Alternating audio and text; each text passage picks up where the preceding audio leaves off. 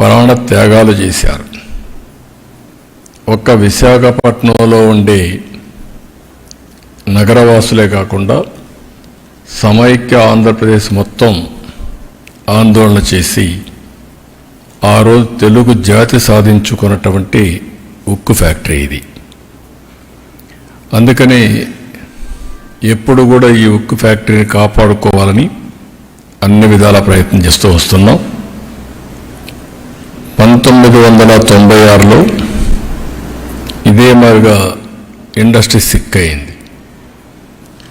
ఆ రోజు నేను ముఖ్యమంత్రిగా ప్రధానమంత్రి వాజ్పేయి గారితో మాట్లాడి 1650 కోట్ల రూపాయలు ఆ రోజు ఈక్విటీ ఇచ్చి మిగిలినంత లోన్ కూడా తీసుకుని ఎక్స్పాన్షన్ కానీ అదే మరి దాన్ని స్ట్రీమ్లైన్ చేశాం.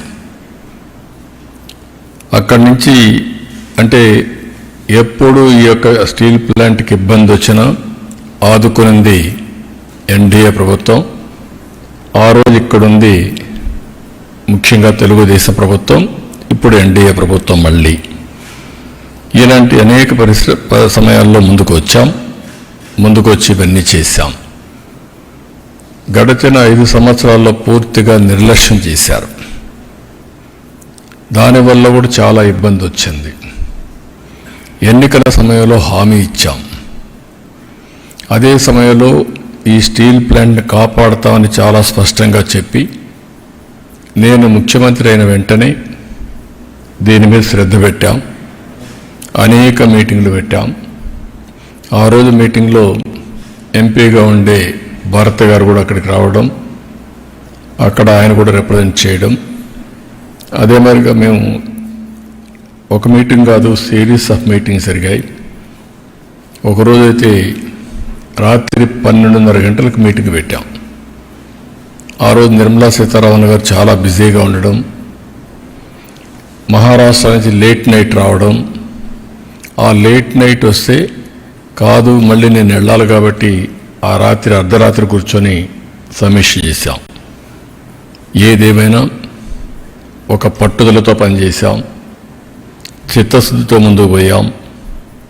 7 నెలలు దీనికి చేసిన ప్రయత్నాలు ఈరోజు ఫలించాయి.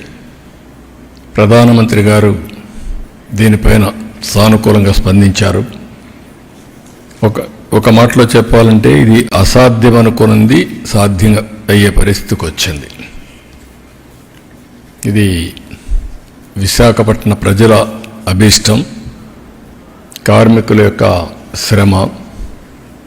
దీన్ని మళ్ళీ కాపాడుకోగలిగాం, మళ్ళీ ట్రాక్లో పెట్టగలిగాం. ఈరోజు 11,440 కోట్ల రూపాయలు ఈ ఇండస్ట్రీని రివైవ్ చేయడానికి ఇవ్వడం అనేది అరుదైన అనుభవం. ఈ విషయం ప్రతి ఒక్కరూ గుర్తుపెట్టుకోవాల్సిన అవసరం ఉంది. అదే సమయంలో నేను విశాఖపట్నంలో పనిచేసే కార్మికులకు అందరికీ విజ్ఞప్తి చేస్తున్నా, మనందరి బాధ్యత, మన మీద పెట్టుకున్న నమ్మకాన్ని మనం కాపాడుకోవాల్సిన బాధ్యత మన మీద ఉంది. నేను ఆ రోజు కూడా చాలాసార్లు చెప్పాను, ఈ ఫ్యాక్టరీని మళ్ళీ రివైవ్ చేస్తాం, మంచి ప్రొఫెషనల్ మేనేజ్మెంట్ పెట్టుకుంటాం, దీనికి కావలసిన వనరులన్నీ కూడా ఐరన్ ఓర్ అవన్నీ కూడా ఏ విధంగా సమీకరించాలో సమీకరించుకుంటాం, ఎన్ఎండిసి ఏ విధంగా చేయాలని అన్ని వర్కౌట్ చేస్తాం. వర్కౌట్ చేసి దీన్ని ఒక బలమైన సంస్థగా తయారు చేయడానికి ముందుకు పోతాను ఒక హామీ ఇచ్చాం. 20,000 ఎకరాలు ల్యాండ్ ఉంది, పెద్ద ఆస్తిది. ఎక్కడ ఏ స్టీల్ ప్లాంట్ కూడా ఇంత పెద్ద ల్యాండ్ ఉండడం ఎక్కడా జరగలేదు. విలువైన ల్యాండ్ ఉంది. అలాంటి మంచి ల్యాండ్ ఉన్నప్పుడు అందరం కానీ కలిసి కష్టపడితే దీన్ని రివైవ్ చేస్తాను. నేను కూడా శ్రద్ధ పెడతాను. దీన్ని రివైవ్ చేసి మళ్ళీ కేంద్రం చేసే నిర్ణయం కూడా సరైన నిర్ణయం అని వాళ్ళు కూడా ఆనందించే విధంగా మనం చేయాల్సిన అవసరం ఉంది. దానికి అందరూ కూడా ముందుకు రావాల్సిందిగా మరొక్కసారి కార్మికులకు విజ్ఞప్తి చేస్తున్నా. మేనేజ్మెంట్ కూడా కేంద్రం ఇమీడియట్గా మంచి ఒక ప్రొఫెషనల్ మేనేజ్మెంట్ వేయాలి, సమర్థుడిని తీసుకురావాలి, సీఈఓగా తీసుకొచ్చి దాన్ని ఏ విధంగా చేయాలో అన్నీ చేయడానికి ముందుకు పోతాం. ఈరోజు మీరందరూ ఒకసారి చూస్తే 7 నెలలు అసాధ్యమైన పనులన్నీ కూడా చేసుకుంటూ వచ్చాం. నేను కూటమి ఎన్డీఏ ఎలక్షన్ మేనిఫెస్టోలో నేను చాలా స్పష్టంగా చెప్పాను. ఏదైతే ఎలక్షన్ మేనిఫెస్టోలో చేసిన పనులన్నీ కూడా చెప్పిన అన్నీ కూడా ఒకటి చేసుకుంటూ వచ్చాం. అమరావతి ఏకైక రాజధానిని చెప్పాం. అమరావతికి 15,000 కోట్ల రూపాయలు కేంద్రం ఈఏపీ ప్రాజెక్టుల ద్వారా డబ్బులు ఇప్పించారు. అదే సమయంలో అవన్నీ కూడా గ్రౌండ్ అయ్యే పరిస్థితికి వచ్చింది. ఇంకొక పక్క పోలవరం పూర్తిగా నిర్వీర్యమైపోయినటువంటి పోలవరానికి 12,000 కోట్ల రూపాయలు డబ్బులు 12,157 కోట్లు ఇచ్చారు. రేపు మళ్ళీ దానికి డయాఫామ్ వాల్ ఫౌండేషన్ వేసే పరిస్థితికి వచ్చాం. ఏదైతే ల్యాండ్ ఇవ్వకుండా గడిచిన ప్రభుత్వం నిర్లక్ష్యం చేసిన దానికి రైల్వే జోన్ రాకుండా పోయే పరిస్థితికి వచ్చింది. వచ్చిన వెంటనే వాళ్ళకు అవసరమైన ల్యాండ్ ఇచ్చాం, క్లారిటీ ఇచ్చాం, పర్సూ చేశాం. రైల్వే జోన్కు కూడా మొన్నే ప్రధానమంత్రి గారు ఫౌండేషన్ వేసే పరిస్థితికి వచ్చారు. ఇలాంటి మీరు చూసినప్పుడు ఎప్పుడూ జరగని పనులన్నీ కూడా మనం చేసుకుంటూ వచ్చాం. 7 నెలలు 4 లక్షల కోట్ల రూపాయల పెట్టుబడులకు ఒప్పందాలు జరిగాయి. మొన్ననే ప్రధానమంత్రి వచ్చినప్పుడు 2,08,000 కోట్ల రూపాయలకు ఫౌండేషన్లు కానీ ఇనాగరేషన్ కానీ వేసే పరిస్థితికి వచ్చారు. ఇంకొక పక్క విశాఖపట్నానికి ఉత్తరాంధ్రలో మేము ఏది చెప్పాము అవన్నీ కూడా ఈరోజు కార్యరూపం దాల్చే పరిస్థితికి వచ్చింది. ఒక పక్క టీసీఎస్ యువతకు ఉద్యోగాలు, ఇంకొక పక్క గూగుల్ని కూడా మెప్పిస్తున్నాం, ఎంఓఈ చేశాం. అది కూడా వస్తే data center, artificial intelligence, data అనలిటిక్స్లో ముందుకు పోతాం. ఇక్కడి నుంచి సింగపూర్కి కూడా ఏదైతే సీ కేబుల్ వేసి ఇన్లాండ్ కేబుల్ ఒకటి సీ కేబుల్ వేసి అక్కడి నుంచి కనెక్ట్ చేసే పరిస్థితికి వస్తుంది. It is a great achievement అవుతుంది. ఇది కాకుండా మొన్ననే గ్రీన్ హైడ్రోజన్ ఒక పక్క ఎన్టీపీసీ జెన్కో జాయింట్ వెంచర్ కింద ముందుకొచ్చారు. 1,80,000 కోట్లు ఖర్చు పెట్టే పరిస్థితికి వస్తుంది. ఇది కాకుండా ఇంకొక పక్కన మీరు చూస్తే ఏదైతే నిన్న మొన్న గట్టిగా చెప్పి ఇది చేశాం, ఆర్సీఆర్ మిత్తల్ అల్టిమేట్గా ఈ ప్రాజెక్టు 14 లక్షల మిలియన్ యూనిట్లు 14 million metric tons steel plant ఇది.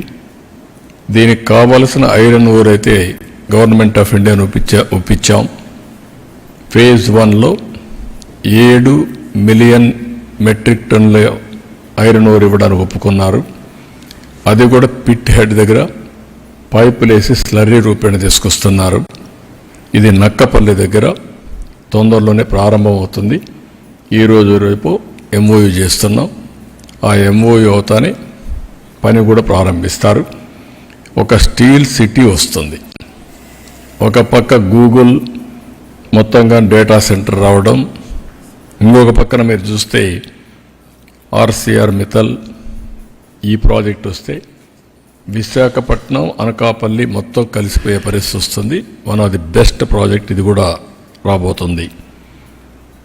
ఇవి కాకుండా ఇంకొక పక్కన మీరు చూస్తే ఓర్వకల్లో 2,786 కోట్లతో ఇండస్ట్రియల్ స్మార్ట్ సిటీకి ముందుకు పోయాం. కొప్పర్తిలో ఇండస్ట్రియల్ స్మార్ట్ సిటీకి 2,137 కోట్లు అక్కడ కూడా మొన్నే శాంక్షన్ అయింది.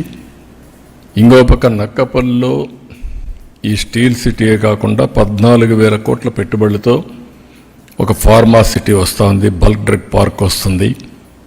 దీనివల్ల ఒక 70,000 మందికి ఉద్యోగాలు వచ్చే పరిస్థితికి వస్తాయి.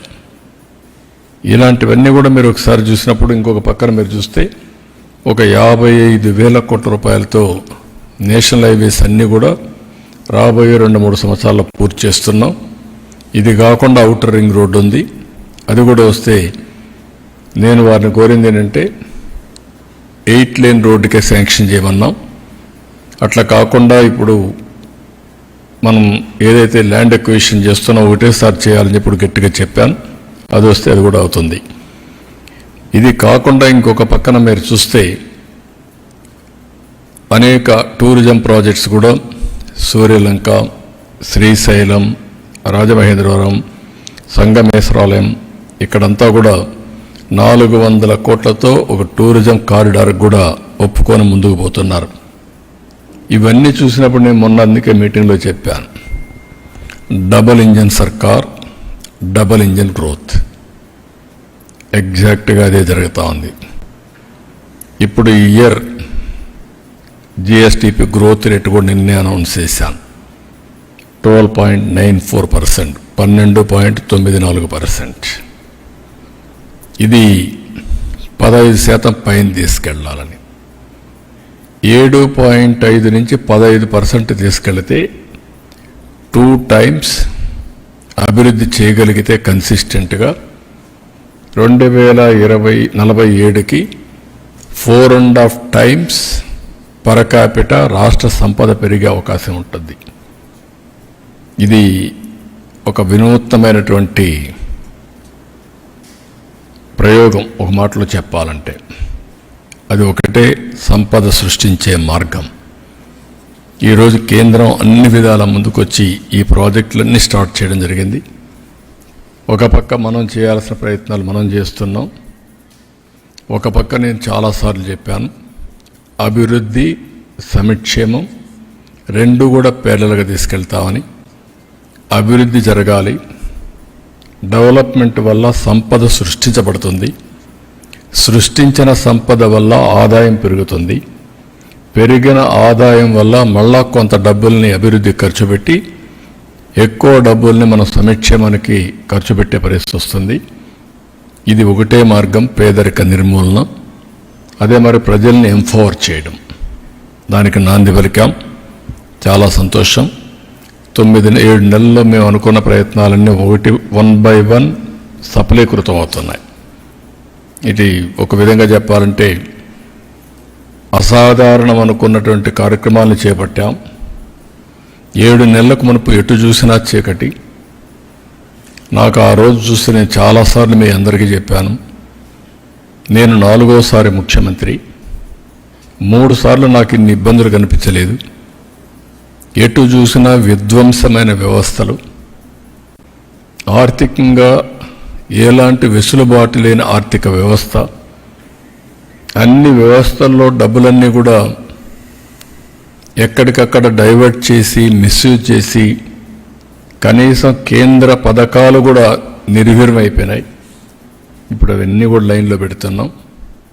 ఇంకొక 4-5 నెలల్లో ఇవన్నీ లైన్లో పెట్టి మళ్ళీ గాడి తప్పిన పరిపాలన ఘాట్లో పెట్టడమే కాకుండా ఏ విధంగా ముందుకు తీసుకుపోవాలో తీసుకుపోతాం. ఇన్వెస్టర్స్లో కూడా ఒక నమ్మకాన్ని కలిగించాల్సిన అవసరం ఉంది. ఇప్పటికీ ఒక నమ్మకాన్ని కలిగిస్తున్నాం, ఇంకా నమ్మకాన్ని కలిగించాలి. ఆ నమ్మకాన్ని కలిగించి మళ్ళీ 20 లక్షల ఉద్యోగాలు కల్పిస్తా ఉన్నాం. ఒక పక్క ఉండే ఉద్యోగాలను కాపాడాలి. అదే విశాఖపట్నం స్టీల్ ప్లాంట్లో మీరు చూస్తే దగ్గర ఈ స్టీల్ ప్లాంట్ కానీ సిక్ అయితే చాలా సమస్యలు వస్తాయి. కాబట్టి ఒక పక్క దీన్ని కాపాడుకుంటూనే ఇంకొక పక్కన 20 లక్షల ఉద్యోగాలకు ఏమేమి కావాలన్నా అవన్నీ వర్కౌట్ చేస్తున్నాం. ఇవన్నీ కూడా రాబోయే రోజులు ఇంకా మెరుగైన ఫలితాలు వస్తాయని చెప్పి తెలియజేస్తూ కేంద్రాన్ని, ప్రత్యేకంగా ప్రధానమంత్రి గారికి అభినందనలు, ధన్యవాదాలు. మీరు ఎన్డీఏ ప్రభుత్వం ఇక్కడ ఏదైతే పెట్టుకున్నామో ఆ నమ్మకాన్ని మీరు ఒక మాటలో చెప్పాలంటే ఎన్డీఏ ప్రభుత్వం ఇచ్చిన హామీని నిలబెట్టుకోవడానికి మీరు ముందుకొచ్చి అన్ని విధాలా సహకరించారు. దానికి అభినందనలు, ధన్యవాదాలు. Thank you.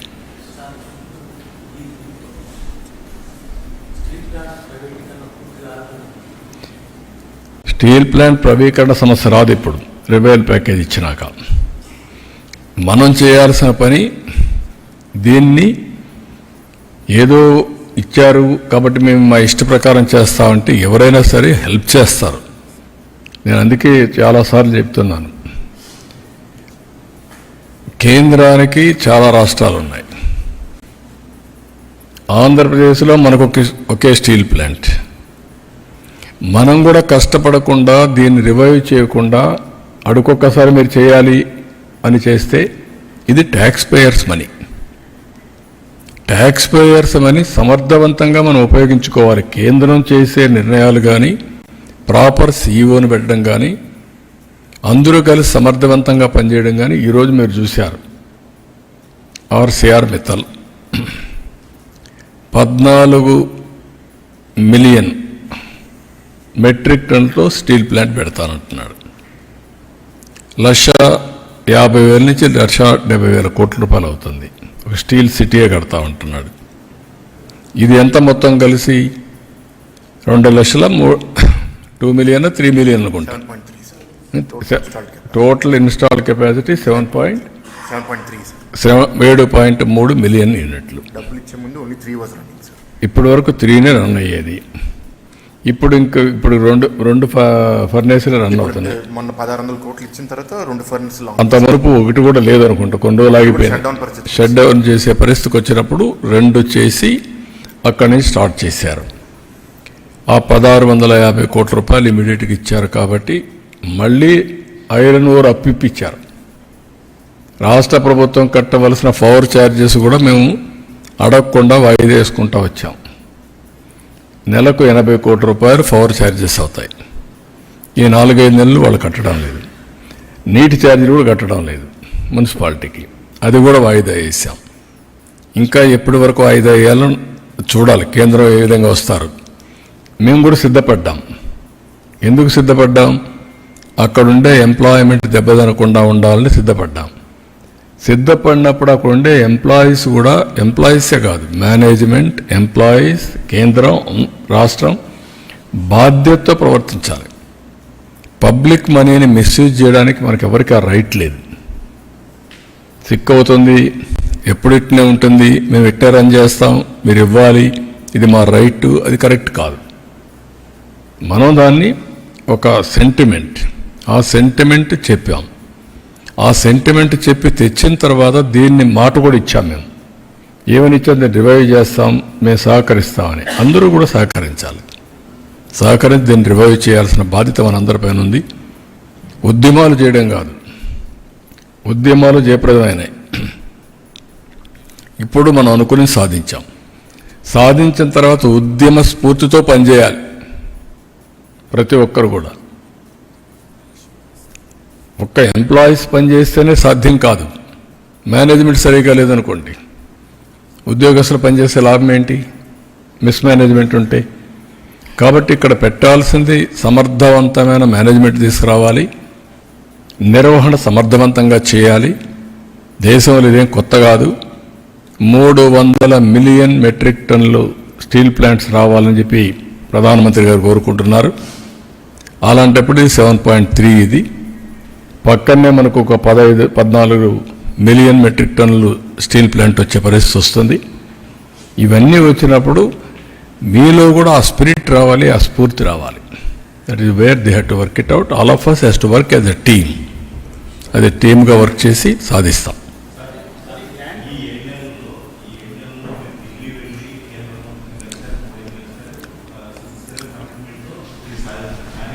గవర్నమెంట్లో ఆ ఇష్యూ వచ్చినప్పుడు దీన్ని పెద్దగా పట్టించుకోకపోవడం వల్లే కదా సార్ ఈ ఇష్యూ. నేనేమంటానంటే ఒక్కొక్కరు కొన్ని ప్రాధాన్యతలు ఉంటాయి.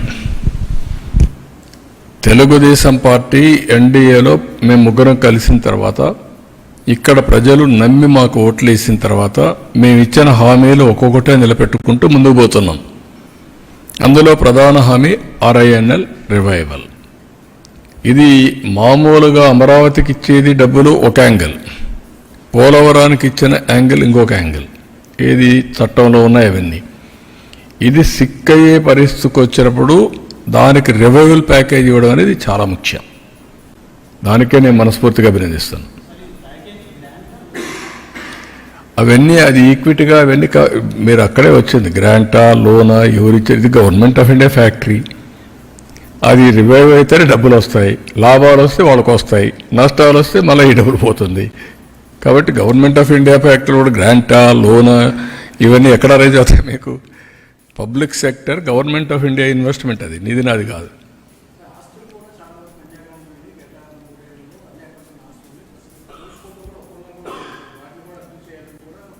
ఏది ఆ కొరియన్ స్టీల్ కంపెనీ గురించి గతంలో న్యూస్ వచ్చింది. ఇప్పుడు అవన్నీ అయిపోయినాయి కదా. ఇప్పుడు ఈ ప్యాకేజ్ ఇచ్చినాక అవన్నీ ఏమున్నాయి? ఇంకా మనం అన్నిటికీ ఫార్మాలిటీస్కి పోయి లేనిపోయిన ప్రాబ్లమ్స్ తెచ్చుకోవడం కంటే ఇచ్చిన అవకాశాన్ని సద్వినియోగం చేసి నేర్చుకోవాలి, పాజిటివ్ థింకింగ్ నేర్చుకోవాలి. రేపు అందుకే స్వచ్ఛ భారత్ పెట్టాము మీ అందరికీ పెట్టిన ముందు మైండ్ మార్చుకోమన్నా.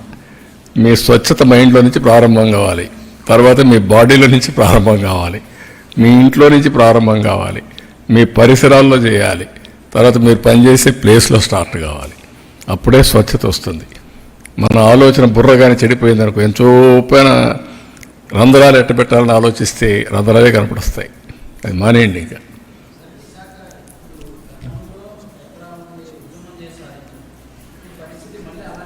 ఉద్యమం చేసి పరిరక్షించుకుందాం అన్నాం. నేను అదే చెప్తున్నా, ఇది విశాఖ ఉక్కు ఆంధ్రుల హక్కు. ఇప్పుడు విశాఖ ఉక్కు ఆంధ్రుల సెంటిమెంట్. అదే మాదిరిగా దీన్ని కాపాడుకోవడానికి ఈరోజు అందరం కలిసి పనిచేశాం, కేంద్రం సహకరించింది. ఇప్పుడు ఒక ఉద్యమ స్ఫూర్తితో పనిచేద్దాం. ఎక్కడ తప్పు జరిగినా కరెక్ట్ చేద్దాం. కరెక్ట్ చేసి ప్రైవేట్ వాళ్లే కాదు పబ్లిక్ సెక్టర్లో కూడా సంపద సృష్టించగలదా నిరూపిద్దాం. మనమేమి, అందుకే నేను చాలాసార్లు చెప్పాను, దీన్ని ఏ విధంగా చేయాలన్న అవసరమైతే ఇంకా దీన్ని ఎట్లా ముందు తీసుకుపోవాలని ఆలోచిద్దాం. అందరిలో స్ఫూర్తిని తీసుకొద్దాం, ఐకమత్యం తీసుకొద్దాం, భావితరాలకు ఆదర్శంగా చేద్దాం. Will work it out. నేను కూడా దీని మీద ఇన్వాల్వ్ అవుతాను. అదే ముఖ్యమంత్రిగా నాకు కూడా ఒక బాధ్యత ఉంది. కేంద్రాన్ని మెప్పించి ఈరోజు 11,400 కోట్లు తీసుకొచ్చినప్పుడు ఏ హామీ అయితే ఇచ్చామో ఆ హామీని నిలబెట్టుకోవడానికి నేను కూడా ఆ దిశగా ఆలోచించాలి. అది రివైవ్ అయినప్పుడే ఆ నమ్మకం నిలబెట్టుకున్నట్టు అవుతుంది. నేనేమంటానంటే ఎవ్వరికి సమాధానం అంటే, ఇప్పుడు గవర్నమెంట్ ఆఫ్ ఇండియాలో ఏమైందంటే మన రాష్ట్రంలో ఉండే ప్రాజెక్టు కూడా ఒక మైనింగ్ ఉంది, మేజర్ మైనింగ్. అది కూడా నేను ఇవ్వడానికి ఎవరికంటే వాళ్ళకి ఇవ్వడానికి వీలు లేదు. అది కూడా పబ్లిక్ ఆక్షన్లోనే పార్టిసిపేట్ చేసి వేయాలి. దానికి కారణం ఏంటి? ఇంతవరకు మీరంతా కూడా ఎక్కడికక్కడ లాలూచీపడి అమ్మేస్తున్నారు. ట్రాన్స్పరెన్సీకి రావాలి. ఆ ట్రాన్స్పరెన్సీ రావాలంటే ఓపెన్ ఆక్షన్ వేస్తేనే ఎవరు కావాలంటే వాళ్ళు పాడుకోవచ్చు. ఇప్పుడు ఆ ఓపెన్ ఆక్షన్లో ఎవరు పాడుతున్నాం? NMDC, even mining corporation of Andhra Pradesh, private, public అందరూ పోటీ పడుతున్నారు. పోటీ పడి మళ్ళా వీళ్ళకి మైన్ ఇస్తున్నారు. ఇప్పుడు మీరు చెప్పినట్టు కేంద్రంలో 11,400 కోట్లు ఎవరి డబ్బులు? ఇది కేంద్రం డబ్బులే కదా. ఏదో ఒక విధంగా మీకు డబ్బులు ఇచ్చారు కదా. దానికి దీనికి సంబంధం ఏంటి? ఒక పాలసీ పెట్టుకున్నప్పుడు ఆ పాలసీనే చేస్తున్నప్పుడు కాదు నా కోసమే పాలసీ మారుస్తామంటే ఎక్కడ మారుస్తారు? వాళ్ళు ఇది ఇప్పుడు వచ్చింది కాదు, సమర్థవంతంగా పనిచేయడం కోసం ఒక పాలసీ తీసుకున్నారు. ఇప్పుడు ఆర్సీఆర్ మిత్తలు పెట్టాడు. వాళ్ళకు కూడా ఓపెన్ మార్కెట్ ప్రకారమే ఇస్తున్నారు. ఆ ఓపెన్ మార్కెట్లో ఏ ఐరన్ ఓర్ అయితే ఇస్తారో అది కూడా వీళ్ళకి ఇస్తారు. ఎందుకు మనం కంపీట్ చేయకూడదు? మనకు 20,000 ఎకరాలు మీకు ఫ్రీగా ఇచ్చాం. ఎప్పుడో పెట్టిన ప్లాంట్ ఇది. ఎందుకు మనం వాళ్ళతో పోటీ పడలేం? ఎందుకు కంపీట్ చేయలేం? That is the spirit you have to take. వాళ్ళకేది ఫేవరబుల్గా ఇవ్వడాలి కదా ఐరన్ ఓరు. వాళ్ళకు అట్లా ఇస్తారు, మనకు అదే ఇస్తున్నారు. ఇచ్చినప్పుడు సేమ్ రేటుకి వచ్చినప్పుడు ఎందుకు మనం కంపీట్ చేయకూడదు అంటా నేను. కంపీట్ చేయాలి. That is where I'm asking.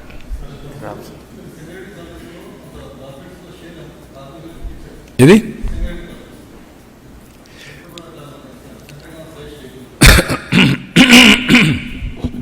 చాలా మోడల్స్ ఉన్నాయి. అక్కడ ఇచ్చింది అది డిఫరెంట్ అకేషన్. ఇక్కడ మెయిన్గా మేనేజ్మెంట్ రావాలి. తర్వాత ప్రాఫిట్స్ వచ్చినప్పుడు ఏం చేయాలో ఆలోచించాలి. అక్కడ నేను చేసింది అప్పట్లో దగ్గర 25 years బ్యాక్ అనుకోండి, 20 years back, 25 years almost all 95-2000 మధ్యలో చేశాను. ఆల్మోస్ట్ ఆల్ క్లోజ్ అయిన ఫ్యాక్ట్ ఇది సింగరేణి కాలరీస్. 1,00,000 మంది ఉద్యోగస్తులు, 1,00,000 మంది ఉద్యోగస్తులు, యూనిట్ క్లోజ్ అయిపోయింది. ఇంకెవ్వరు రివైవ్ చేయరంటే ఐ సెడ్ నో. నేను అప్పుడు ఇవన్నీ ఎగ్జామిన్ చేసి దెన్ నేను ఒక పాలసీ ఇచ్చాను. వాళ్ళకి జీతాలు ఇచ్చేది ఇస్తాం, ప్రాఫిట్లో 25% 33% కార్మికులకు డబ్బులు మళ్ళా తిరిగి ఇస్తామని చెప్పి పెట్టాను. 1/3 25% ఆ ప్రాంతంలో. దాంతో స్పిరిట్ పెరిగింది, బాధ్యత వచ్చింది, మంచి ఎండీలు వేసాను, లాభాలు వచ్చాయి. అక్కడి నుంచి రివైవ్ అయింది. ఈరోజు సింగరేణి కాలరీస్ ఒక బలమైన వ్యవస్థగా తయారయ్యే పరిస్థితి వచ్చింది.